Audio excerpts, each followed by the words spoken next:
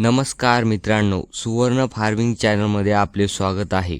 आजच्या व्हिडिओत आपण पाहणार आहोत मेंढी पालन करावे की नोकरी करावी, कोणता पर्याय चांगला आहे। काही जण म्हणतात नोकरीत महिन्याला ठरलेला पगार मिळतो, तर काही जण म्हणतात मेंढी पालनात स्वतःचा व्यवसाय उभा राहतो। पण प्रश्न असा आहे, पैसा, स्थिरता, जोखीम या सर्व बाबतीत कोणता पर्याय अधिक योग्य आहे। आज आपण कोणत्याही एका पर्यायाबद्दल बोलणार नाही, दोन्ही पर्यायाचे फायदे, तोटे आणि वास्तव्य समजून घेणार आहोत। नोकरी म्हणजे दुसऱ्याच्या कंपनीत काम करून महिन्याला ठरलेला पगार मिळवणे आणि मेंढीपालन म्हणजे स्वतःच्या व्यवसायात स्वतःच मालक म्हणून स्वतः काम करणे, स्वतःचेच निर्णय घेणे। मेंढीपालनात उत्पन्न तुमच्या व्यवस्थापनावर अवलंबून असते। व्यवसायात जास्त मेहनत केल्या तर जास्त उत्पन्न मिळते, जास्त पैसा मिळतो, पण नोकरीत ठरलेलाच पगार मिळतो। सुरुवातीला पैसा कुठे जास्त लागतो। नोकरीसाठी मोठे भांडवल लागत नाही, पण मेंढीपालन सुरू करायचे असेल तर गोठा, मेंढ्या, औषधे आणि इतर व्यवस्थापनासाठी सुरुवातीला खर्च करावा लागतो। म्हणून फक्त दुसऱ्याचा पाहून मोठा कळप करतो असे न करता लहान सुरुवात करून 10 ते 20 मेंढ्यापासून सुरुवात करून व्यवसाय मोठा करू शकता। महिन्याला उत्पन्न कुठून मिळते।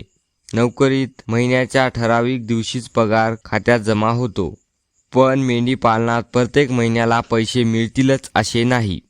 कधीही कोकरे विकल्यावरच पैसे मिळतात, महिन्याला पैसे मिळत नाहीत। कधी कधी काही महिने उत्पन्न कमी मिळते तर कधी काही महिने उत्पन्न जास्त मिळते। हे सर्व पिलांच्या विक्रीवरून उत्पन्न मिळते। जसे कोकरं विकशाल त्या प्रकारचे उत्पन्न मिळते। म्हणून मेंढी पालनात आर्थिक नियोजन करणे अत्यंत महत्त्वाचे आहे। जोखीम कुठे जास्त आहे।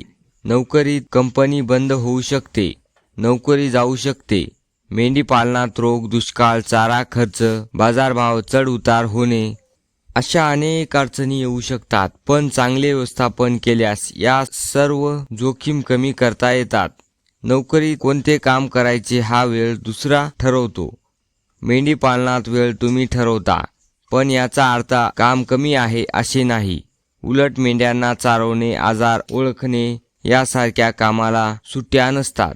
कामाचे वेळेनुसार नियोजन करणे आवश्यक आहे। कुठे जास्त मेहनत करावी लागते। अनेकांना वाटत असेल नोकरीचं काम कठीण आहे, तर काही जणांना वाटत असेल मेंढी पालन सोपे आहे, पण दोन्ही जागी काम असते। नोकरीत मानसिक ताण जास्त असू शकतो, मेंढी पालनात शारीरिक मेहनत, सतत कष्ट करणे, मेंढ्या बघणे आणि अनेक जबाबदारीचे जास्त काम असते। नोकरीत पगार वाढ मर्यादित असतो, मेंढी पालनात 10 मेंढ्यापासून काही वर्षात 20, 50, 100 किंवा 200 त्याहूनही मोठा कळप उभा करता येतो। म्हणून व्यवसायात वाढीची मर्यादा जास्त असते। व्यवसायात जोखीम जास्त असते, पण उत्पन्नही जास्त असते। नोकरी प्रामुख्याने एकट्यालाच करावी लागते, पण मेंढी पालन संपूर्ण कुटुंबाचा सहभाग असू शकतो। जर कुटुंबाचा सहभाग असेल तर खर्च कमी होऊ शकतो।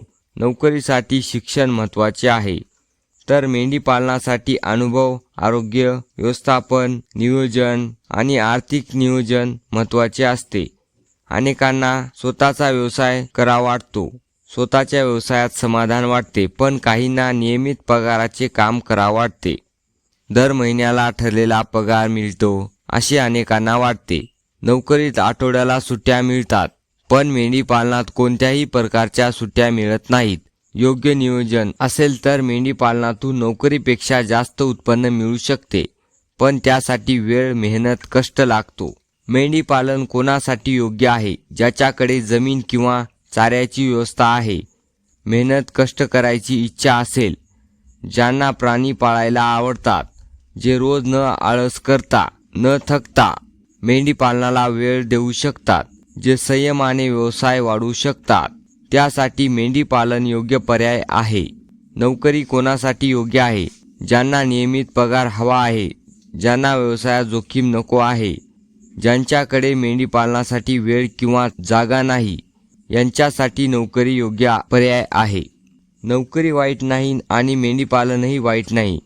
जे सोपं वाटते, ज्याच्यात करायला उत्साह असेल अशा पर्याय निवडू शकता। नोकरीत स्थिरता असते. मेंढीपालनात मोठी संधी असते. यश कोणत्यातही मिळते. मेहनत, शिस्त, नियोजन आणि सातत्यावर अवलंबून असते. इतरांचे पाहून व्यवसाय करू नका. स्वतःची परिस्थिती, भांडवल, वेळ, अनुभव, पैसा यांचा विचार करून निर्णय घ्या. जर योग्य नियोजन केलं तर मेंढीपालन हा चांगला पर्याय ठरू शकतो. व्हिडिओ कसा वाटला नक्की सांगा. आजच्या व्हिडिओत आपण बघितलं आहे नोकरी कराव की मेंढीपालन कराव.